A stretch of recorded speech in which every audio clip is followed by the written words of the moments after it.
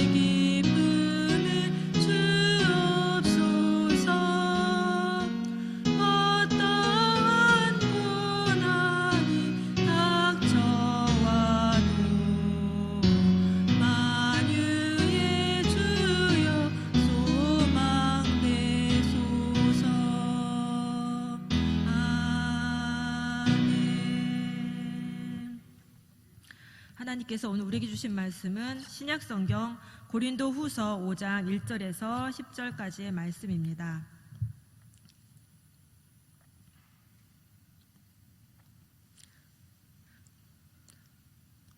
고린도후서 5장 1절에서 10절까지의 말씀을 한 목소리로 봉독하겠습니다.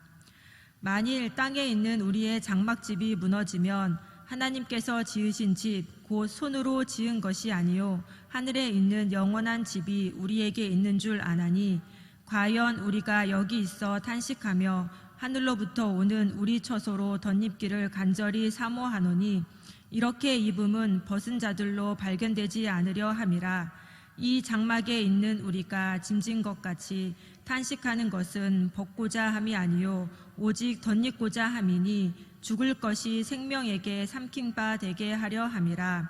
곧 이것을 우리에게 이루게 하시고 보증으로 성령을 우리에게 주신 이는 하나님이시니라. 이러므로 우리가 항상 담대하여 몸에 거할 때에는 주와 따로 거하는 줄을 아노니 이는 우리가 믿음으로 행하고 보는 것으로 하지 아니함이로라.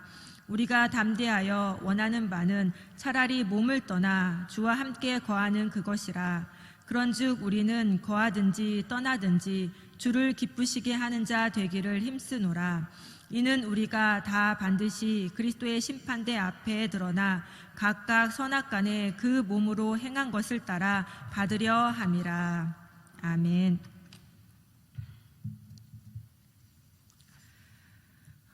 오늘 본문 말씀은 부활에 대한 말씀으로 크게 두 부분으로 나눌 수가 있습니다. 첫 번째 부분은 1절부터 5절까지의 말씀입니다. 여기서는 현재의 몸과 미래의 몸을 대조하면서 현재의 탄식 상황 속에서도 미래의 부활을 간절히 기대한다라는 말씀입니다. 그리고 두 번째 부분은 6절에서 10절까지의 말씀입니다. 여기서는 부활에 근거하여서 현재 바울이 어떠한 삶을 살고 있는지에 대해서 말씀하고 있습니다. 그렇다면 오늘 본문에서 하나님은 어떤 분이십니까? 하나님은 부활의 보증으로 성령을 주신 분이십니다. 1절에서 바울은 현재의 몸인 육의 몸과 미래의 몸인 부활의 몸을 장막집과 영원한 집으로 대조하여 부활의 소망에 대해서 말합니다. 육의 몸은 육신의 부모에게 물려받은 몸이기 때문에 땅에 있는 집이며 임시로 거주하고 무너질 운명을 갖고 있는 장막입니다. 그래서 이 장막집에 사는 동안에는 무거운 짐에 눌려서 탄식할 수밖에 없습니다. 왜냐하면 신자들은 예수를 믿고 죄에서 해방되어 이미 구원함을 받았지만 아직 구원함에 이르지 못하였기 때문입니다. 구원받은 감사와 기쁨이 있지만 여전히 망가진 세상에서 질그릇처럼 연약한 육신을 가지고 살아가고 있기 때문입니다. 그래서 바울과 그의 동역자들은 기쁨으로 복음을 전하였지만 사방으로 우겨쌈을 당하고 박해와 답답한 일과 거꾸러뜨림을 당하였습니다. 그러나 바울은 탄식으로 인해 낙심하거나 절망하지 않았습니다. 오히려 미래의 온전함을 소망하였습니다. 왜냐하면 땅에 있는 장막집이 무너지면 하나님께서 지으신 영원한 집에 들어간다라는 사실을 알고 있었기 때문입니다. 하나님께서 지으신 영원한 집은 부활의 몸이며 썩지 않는 몸이며 영광스러운 몸이며 건강한 강한 몸입니다. 지속성과 안정성이 보장된 영원한 집입니다. 이러한 집이 예수님께서 재림하실 때 주어질 것이기 때문에 바울은 결코 낙심하지도 절망하지도 않았습니다. 오히려 하늘로부터 오는 그 영원한 집을 덧입기를 소망했습니다. 이 소망은 빨리 죽어서 장막집을 벗어버리고 싶다라는 그런 소망이 아닙니다. 영원한 집을 덧입기 원한다는 소망은 온전함에 대한 소망입니다. 죽을 육체가 생명에 의해 삼켜지듯이 주의 영광의 몸의 형체와 같이 변할 것에 대한 소망입니다. 주님과 같이 영광스러운 부활의 몸으로 변하여 하나님과 온전한 관계 가운데 들어가는 것에 대한 소망입니다. 바울이 이러한 부활의 소망을 가질 수 있는 이유는 하나님께서 성령님을 부활의 보증으로 주셨기 때문입니다. 성령을 부활의 보증으로 주신 하나님은 우리 소망의 근거가 되십니다. 하나님은 신자의 부활을 포함한 구원의 모든 과정을 계획하시고 실행하시는 분이시기 때문입니다. 하나님은 그의 영인 성령으로 십자가에 못 박혀 죽으신 예수 그리스도를 다시 살려 부활의 첫 열매가 되게 하셨습니다. 그리고 그 예수 그리스도를 믿는 모든 사람들에게 성령을 주셔서 그 성령으로 믿는 자들 또한 다시 살리시겠다라고 약속하셨습니다. 마치 하나님이 흙으로 빚은 사람에게 생기를 부어 살아있는 존재가 되게 하신 것처럼 성령을 통해서 부활의 몸을 온전히 덧입는 새 창조의 완성을 이루실 것입니다. 바울은 하나님께서 부활의 보증으로 주신 성령을 받았고 그 성령을 통해 부활의 능력을 경험하였습니다. 그래서 탄식할 수밖에 없는 상황 속에서도 부활에 대한 소망을 갖고 살 수 있었습니다. 그렇다면 오늘 본문이 우리에게 주시는 교훈은 무엇입니까? 두 가지입니다. 첫째, 보는 것으로 살지 말고 믿음으로 살아야 합니다. 바울은 부활 소망 때문에 담대했습니다. 담대하다는 말은 마음이 든든하다는 의미입니다. 바울은 성령님께서 부활에 대한 확실한 보증이 되어 주셔서 두려움도 낙심하는 마음도 갖지 않았습니다. 오히려 바울은 차라리 몸을 떠나서 주님과 함께 살고 싶은 소망을 가졌습니다. 왜냐하면 육체에 머물러 있는 동안에는 우리가 주님에게서 멀리 떠나 있다는 것을 알았기 때문입니다. 육의 몸으로는 주님을 볼 수 없고 주님과 나누는 친밀한 교제 가운데는 한계가 있기 때문입니다. 바울에게 중요한 가치는 육신의 몸으로 세상에 사는 것보다 주님과 영원한 교제를 나누며 사는 것이었습니다. 그래서 몸을 떠나 주님과 함께 살기를 소망했고 그 소망 때문에 보이는 것으로 살지 않고 믿음으로 살았습니다. 믿음으로 부활의 몸을 입고 주님과 함께 살게 될 미래를 기대하면서 탄식하는 오늘을 담대하게 살았습니다. 바울처럼 부활의 소망이 있는 사람은 보는 것을 의지하여 살지 않습니다. 하나님께 소망을 두고 믿음으로 삽니다. 오늘 본문이 우리에게 주시는 두 번째 교훈은 주를 기쁘시게 하는 자가 되기를 힘써야 합니다. 바울은 주를 기쁘시게 하는 자가 되기를 위해 힘썼습니다. 바울이 이러한 삶을 살았던 이유는 두 가지입니다. 첫 번째 이유는 주님을 사랑하기 때문입니다. 이 땅에서 육신의 몸으로 주님과 떠나 있든지 아니면 죽어서 부활의 몸으로 주님과 함께 있든지 바울의 유일한 초점은 자신을 사랑하시는 주님을 사랑하며 사는 데 있었습니다.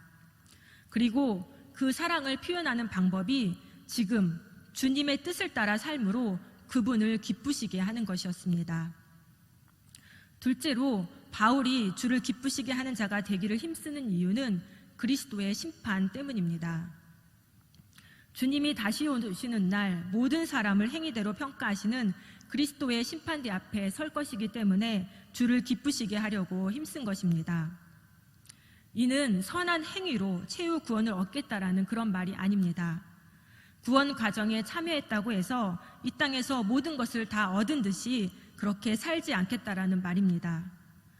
오히려 심판 날에 있을 칭찬과 인정을 기대하며 주님과의 관계를 조심히 그리고 귀히 여기며 살겠다라는 말입니다. 하나님을 사랑하는 것이 우리 신앙의 본질입니다.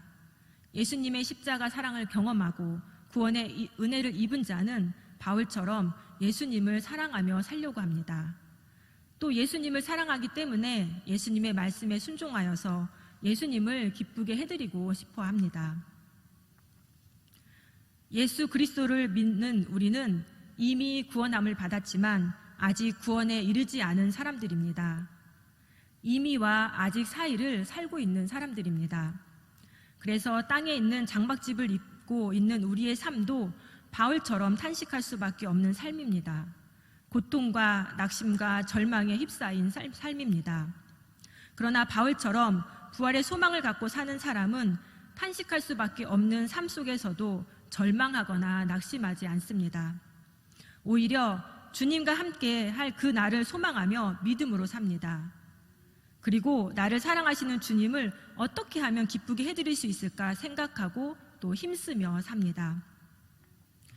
하나님은 우리들에게도 부활의 보증이신 성령님을 주셨고 그 성령을 통해 우리의 죽을 몸을 다시 살려주시겠다라고 약속해 주셨습니다. 그 약속을 믿고 하나님께만 소망을 두고 믿음으로 사시기 바랍니다. 주를 기쁘시게 하는 자가 되어서 주를 향한 사랑을 보이며 사는 저와 여러분이 되기를 간절히 소망합니다. 기도하겠습니다.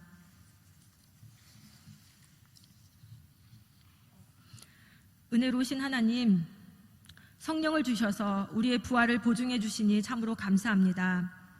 이 땅의 삶이 탄식할 수밖에 없는 삶이지만 부활의 소망을 갖고 믿음으로 살게 하여 주시옵소서. 예수님의 십자가 사랑에 우리도 반응하여 주님을 사랑하고 주님을 기쁘시게 하는 자 되기를 힘쓰게 하여 주시옵소서. 오늘은 이 나라의 구유 명절인 추석입니다. 풍성한 열매 주신 하나님께 감사하며 온 가족이 사랑을 나누는 귀한 시간 되게 하여 주시옵소서. 또 믿지 않는 가족들에게는 창조주 되신 하나님을 알고 예수 그리스도를 믿을 수 있는 은혜를 주시옵소서. 예수님의 이름으로 기도드립니다. 아멘. 이제 하나님의 말씀으로 축복합니다. 여호와는 내게 복을 주시고 너를 지키시기를 원하며 여호와는 그 얼굴로 내게 비추사 은혜 베푸시기를 원하며 여호와는 그 얼굴을 내게로 향하여 드사 평강 주시기를 원하노라.